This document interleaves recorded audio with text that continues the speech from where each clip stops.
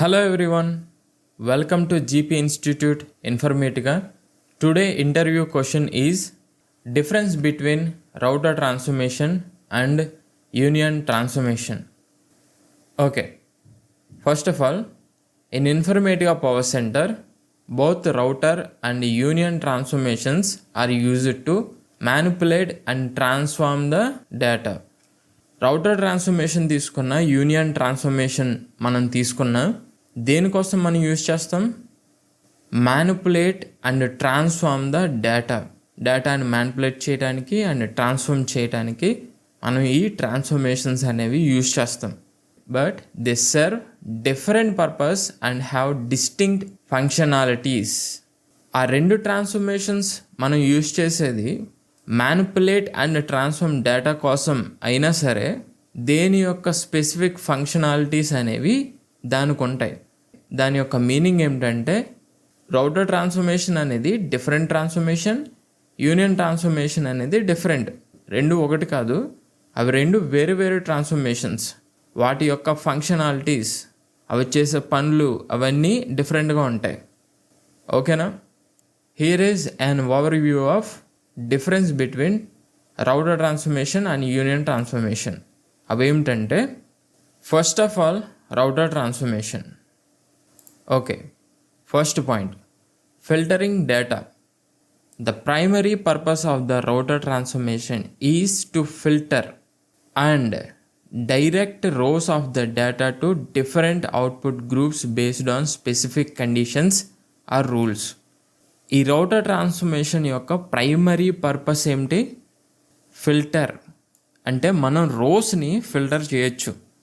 ఇక్కడ filter transformation అనేది use చేయకుండానే రౌటర్ ట్రాన్స్ఫర్మేషన్ అనేది యూజ్ చేస్తూ ఫిల్టర్ కండిషన్స్ అనేవి ఇస్తూ మనం డేటాని ఫిల్టర్ అవుట్ చేయొచ్చు.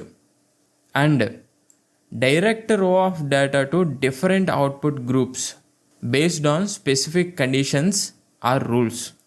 దీని యొక్క మీనింగ్ ఏమిటంటే రూల్స్ ఆర్ స్పెసిఫిక్ కండిషన్స్ అనేవి ఇచ్చి మనం డిఫరెంట్ గ్రూప్స్కి మనం డేటాని సెండ్ చేయొచ్చు.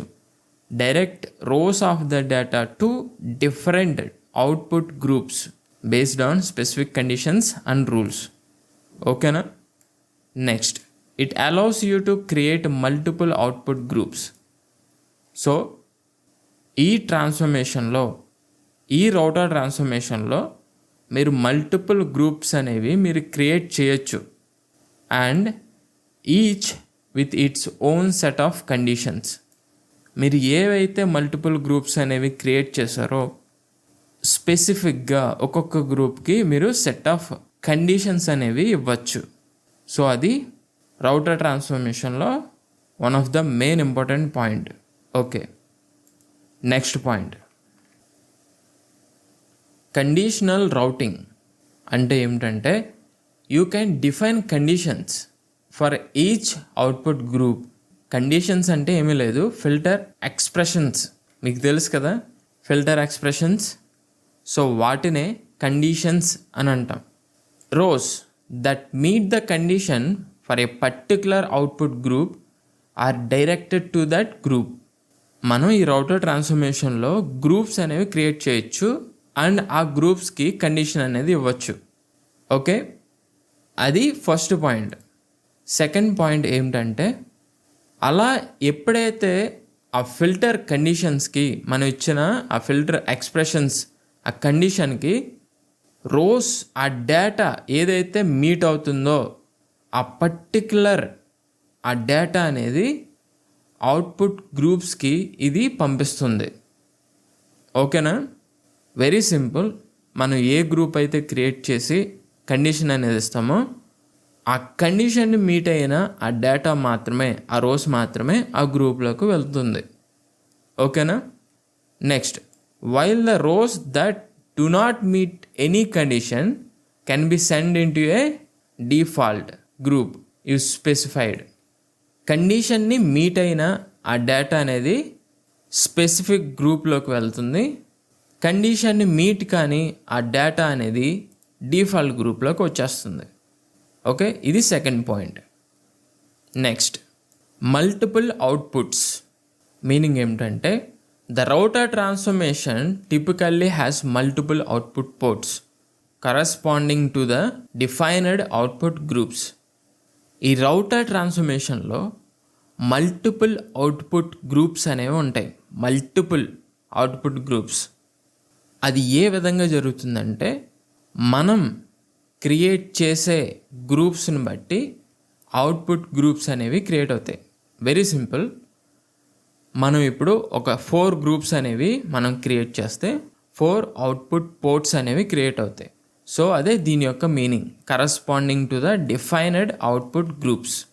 సో దీన్ని బేస్ చేసుకునే మల్టిపుల్ అవుట్పుట్ పోర్ట్స్ అనేవి క్రియేట్ అవుతాయి. Next, you can use these output ports to send data to various downstream transformations or target. So router ట్రాన్స్ఫర్మేషన్లోకి వచ్చే డేటా అనేది ఇలా మల్టిపుల్ గ్రూప్స్ క్రియేట్ చేయటం వల్ల మల్టిపుల్ అవుట్పుట్ పోర్ట్స్ ద్వారా డౌన్ స్ట్రీమ్లో ఉన్న ట్రాన్స్ఫర్మేషన్స్కి ఆ టార్గెట్స్కి మనం సెండ్ చేయొచ్చు. ఓకే, ఫర్ ఎగ్జాంపుల్ 4 గ్రూప్స్ అనేవి క్రియేట్ చేసాం అండ్ అదే మ్యాపింగ్లో 4 టార్గెట్ టేబుల్స్ ఉన్నాయి. సో మల్టిపుల్ పోర్ట్స్ ద్వారా మనం మల్టిపుల్ టార్గెట్ టేబుల్స్కి డేటా అనేది సెండ్ చేస్తున్నాం. అది ఎలా సాధ్యమవుతుంది? ఈ రౌటర్ ట్రాన్స్ఫర్మేషన్ ద్వారా. Okay, next point. This is the final point. Use cases. It's often used when you need to split data into different streams based on specific criteria.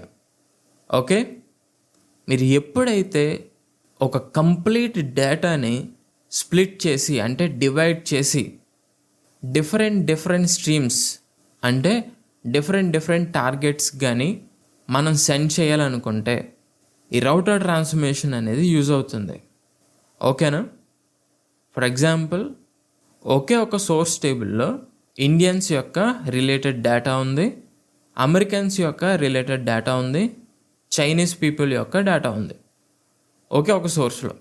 But నాకు final result అనేది 3 target టేబుల్స్లో ఇండియన్స్కి సంబంధించిన Indian target టేబుల్లో ఉండాలి, అమెరికన్స్కి సంబంధించిన data అనేది America అనే target టేబుల్లో ఉండాలి, చైనీస్ పీపుల్కి సంబంధించిన డేటా అనేది చైనీస్ అనే టార్గెట్ టేబుల్లోకి లోడ్ చేయాలనుకుంటున్నాను. బట్ ఆ డేటా మొత్తం సోర్స్ అనే ఒక టేబుల్లో ఉంది. సో ఆ కంప్లీట్ డేటాని నేను ఇక్కడ స్ప్లిట్ చేసి డిఫరెంట్ టార్గెట్ టేబుల్స్లోకి నేను సెండ్ చేయగలను బై యూజింగ్ ఈ రౌటర్ ట్రాన్స్ఫర్మేషన్. ఓకేనా? Such as routing data to different target tables or applying different transformations to subsets of the data. Very simple. Complete డేటాని స్ప్లిట్ చేసి డిఫరెంట్ టార్గెట్స్ టేబుల్లోకి మనకి కావాల్సిన డేటాని మనం సెండ్ చేయొచ్చు. ఓకేనా? ఇది రౌటర్ ట్రాన్స్ఫర్మేషన్ గురించి. Okay, next union transformation. Union ట్రాన్స్ఫర్మేషన్లో first point combining data. Meaning ఏమిటంటే, the union transformation is used to combine data from multiple input pipelines into a single output pipeline. ఈ యూనియన్ ట్రాన్స్ఫర్మేషన్ ఏం చేస్తుందంటే, combine the data from multiple input pipelines.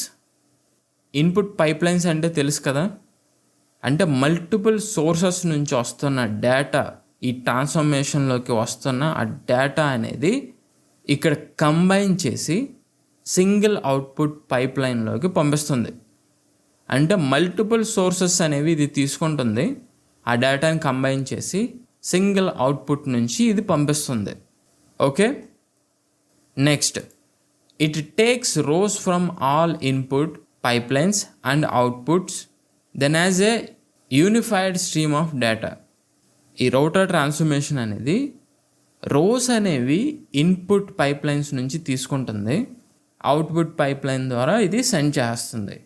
ఎలా అంటే unified stream of data. First of all ఇది multiple sources నుంచి data అనేది తీసుకుంటుంది and combine చేసి సింగిల్ అవుట్పుట్ గ్రూప్ ద్వారా ఇది సెండ్ చేస్తుంది. రౌటర్ ట్రాన్స్ఫర్మేషన్కి కంప్లీట్ ఆపోజిట్ యూనియన్ ట్రాన్స్ఫర్మేషన్. ఓకేనా? Next point, no conditions. Unlike the router transformation, the union transformation does not involve conditional routing or filtering based on the rules or conditions. ఇది router ట్రాన్స్ఫర్మేషన్లా కాదు. Union transformation అసలు ఈ conditions and routing, filtering అనే ఈ పాయింట్స్లో ఇది involve కాదు. అంటే ఈ రౌటర్ ట్రాన్స్ఫర్మేషన్లో మనం ఫిల్టరింగ్ అనేది చేయలేం, కండిషన్స్ అనేవి ఇవ్వలేం. డేటాని స్ప్లిట్ చేయటం, డేటాని ఫిల్టర్ అవుట్ చేయటం ఇలాంటివి రౌటర్ ట్రాన్స్ఫర్మేషన్లో చేయగలం, బట్ యూనియన్ ట్రాన్స్ఫర్మేషన్లో మనం చేయలేము. ఓకేనా? It simply combines all incoming data into output. So ఈ రౌటర్ ట్రాన్స్ఫర్మేషన్ సింపుల్గా ఏం చేస్తుందంటే ఈ ట్రాన్స్ఫర్మేషన్లోకి వచ్చిన డేటాని కంబైన్ చేసి అవుట్పుట్ ద్వారా సింగిల్ పైప్ లైన్లోకి పంపిస్తుంది, సింగిల్ అవుట్పుట్ ద్వారా పంపిస్తుంది. Okay, next third point, single output. The union transformation has only one output port. ఈ యూనియన్ ట్రాన్స్ఫర్మేషన్కి ఓన్లీ వన్ అవుట్పుట్ పోర్ట్ మాత్రమే ఉంటుంది, which is used to pass the combined data downstream to other transformations or target. For example, employees అనే table అనేది తీసుకున్నాం. ఆ employees అనే source table తోటి సోర్స్ క్వాలిఫైర్ అనే ట్రాన్స్ఫర్మేషన్ వస్తుంది. దాని తర్వాత మనం ఈ యూనియన్ ట్రాన్స్ఫర్మేషన్ అనేది ప్లేస్ చేస్తే, అక్కడ ఉంచితే, సో యూనియన్ ట్రాన్స్ఫర్మేషన్ వెనకాల ఏ ట్రాన్స్ఫర్మేషన్ ఉంది? సోర్స్ క్వాలిఫైర్ ట్రాన్స్ఫర్మేషన్ అనేది ఉంది. సో ఇప్పుడు యూనియన్ ట్రాన్స్ఫర్మేషన్ దగ్గర నుంచి డౌన్ స్ట్రీమ్ నుంచి వస్తున్న డేటా అనేది, ఫర్ ఎగ్జాంపుల్ సోర్స్ క్వాలిఫైర్ నుంచి వస్తున్న ఆ డేటా అనేది కంబైన్ చేసి, ఎన్ని సోర్సెస్ నుంచి వచ్చినా సరే, డౌన్ స్ట్రీమ్ నుంచి ఎన్ని సోర్సెస్ నుంచి వచ్చినా సరే, ఆ డేటాని కంబైన్ చేసి సింగిల్ అవుట్పుట్ పోర్ట్ ద్వారా ట్రాన్స్ఫర్మేషన్ ఆ టార్గెట్లోకి ఇది డేటా అనేది సెండ్ చేస్తుంది. You know very well this point. Okay, next point, this is the last point, usage. You would use union transformation when you want to merge the data from different sources or input pipelines into a single stream, often before performing further transformations or loading the combined data into a target.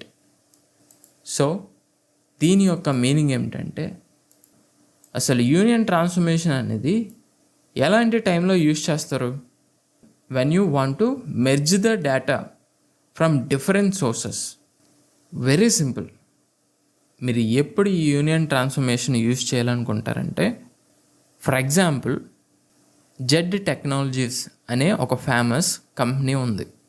Okay, అదొక software company అనుకుందాం. So అది యూఎస్లో ఉంది. దాని యొక్క branches అనేవి ఇండియాలో కూడా ఉన్నాయి. బెంగళూరులో ఒకటి ఉంది, హైదరాబాద్లో ఒకటి ఉంది, వైజాగ్లో ఒకటి ఉంది, చెన్నైలో ఒకటి ఉంది. సో ఇలా డిఫరెంట్గా ఉన్నాయి. లొకేషన్స్ అనేవి డిఫరెంట్ అండ్ టేబుల్ స్ట్రక్చర్ అనేది సేమ్ ఉంటుంది.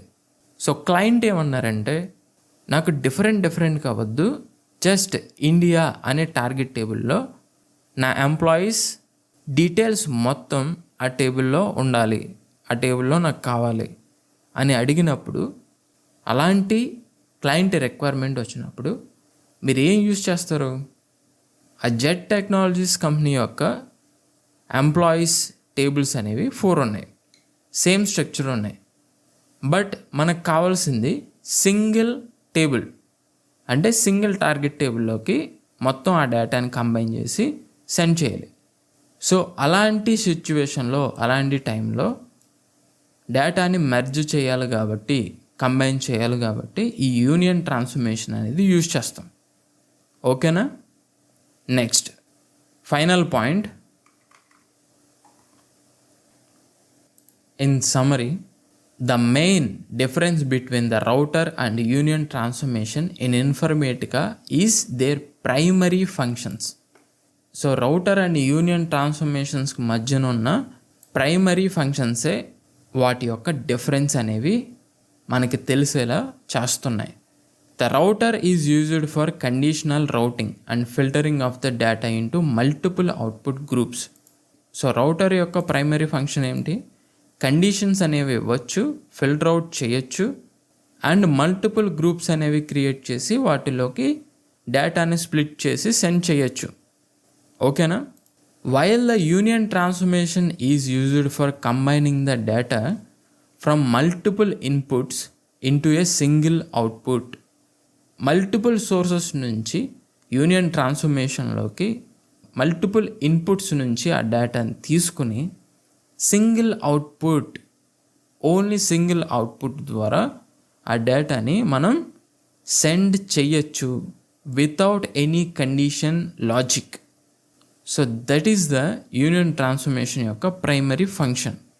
Next, the choice between them depends on your specific data integration requirement and the transformations you need to perform in your ETL, extract transform load process. ఓకేనా? Your specific data integration requirement ఈ ETL ఈ ప్రాసెస్లో మీ client చెప్పే requirement base చేసుకుని మీరు ఏ transformation use చేయాలనేది మీరు decide అవుతారు. మీకు ఆల్రెడీ వాటి యొక్క ఫంక్షన్స్ తెలుసు కాబట్టి, రిక్వైర్మెంట్ తెలుసు కాబట్టి, సో దానిని బేస్ చేసుకుని యూనియన్ యూజ్ చేయాలా లేదంటే రౌటర్ ట్రాన్స్ఫర్మేషన్ యూజ్ చేయాలా అనేది మీకు తెలుస్తుంది.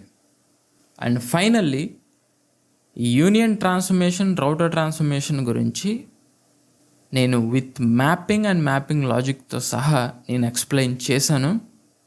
Informatica, Oracle, Unix all important concepts and transformations with mappings and logics real టైంలో మినీ ప్రాజెక్ట్తో సహా చాలా క్లియర్గా ఎక్స్ప్లెయిన్ చేశాను. ఎవరికైనా సరే చాలా ఈజీగా అర్థమవుతుంది. ఒక 3 to 5 years real time experienced Informatica డెవలపర్కి కూడా తెలియనన్ని ఎన్నో కాన్సెప్ట్స్, ఎంతో నాలెడ్జ్ అనేది నేను నా ఈ Informatica power centre, Oracle, Unix అనే కంప్లీట్ కోర్సులో నేను అప్లోడ్ చేశాను. మీరు ప్లే స్టోర్లో, ఆండ్రాయిడ్ యాప్లో మీరు చూడాలనుకుంటే జీపీ ఇన్స్టిట్యూట్ అని మీరు టైప్ చేయగానే యాప్ అనేది వస్తుంది, ఇన్స్టాల్ చేసుకోండి. వెబ్సైట్లో చూడాలనుకుంటే gpinstitute.in అని క్రోమ్లో సెర్చ్ చేస్తే మీకు వెబ్సైట్ అనేది ఓపెన్ అవుతుంది. సో మీ డౌట్స్ని నేను క్లారిఫై చేయడానికి నా నెంబర్ అనేది మీకు ఇస్తున్నాను. 9849887305కి వాట్సాప్ చేయండి. Extraordinary course, don't miss it. Thank you for watching. Again next సెషన్లో మళ్ళీ కలుద్దాం.